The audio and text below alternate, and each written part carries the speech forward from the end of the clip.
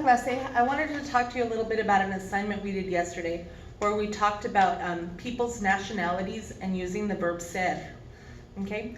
A lot of you made some mistakes on it, and so I want to kind of go over the fact that nationalities have gender and they have number. By that I mean we have different endings for males, different endings for females, different endings for singulars, and different endings for plurals.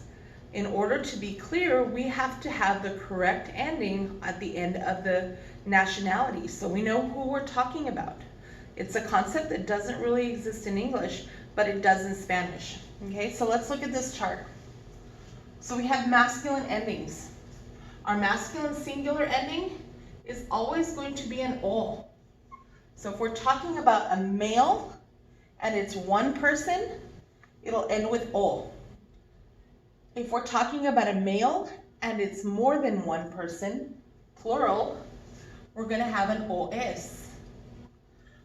Now, sometimes we'll have a masculine and a feminine, so we'll have a boy and a girl.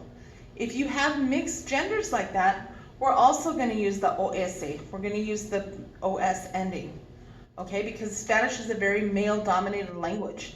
If you happen to have 10 girls and one boy, you're still going to use the OS ending. It'll still be a masculine ending. We'll only use a plural feminine ending if everybody we're talking about is a woman or is female. Okay? Our feminine endings in Spanish for one female is going to be a. Okay, if you're talking about one person and the person is female, a. Or one thing and the thing is feminine, a. If you're talking about more than one thing that's feminine, it's going to be us. Remember, everything has to be feminine. This is for masculine and also for mixed. This one is for all feminine. Okay? So let's go through a few examples. If I wanted to say Miguel es de México, I could say Miguel es mexicano. Okay? It has to end with an O. Nationality describes him. It's an adjective. So Miguel es mexicano. So it's one O because it's masculine and it's one person.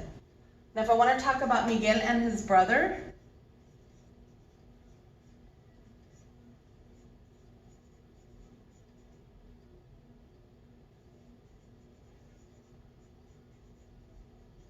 okay, then I could say Miguel y Pablo son mexicanos. Notice that there's an OS at the end because there's more than one person and they're both masculine. If I was talking about Miguel and his sister, Ana, then I would also say Miguel y Ana son mexicanos because it is a mixed gender. So Miguel y Ana son mexicanos. If I'm only talking about Ana by herself, then I would say Ana es mexicana. A ending. Feminine, singular, has to end with A. If they happen to have a sister, Ana y Paula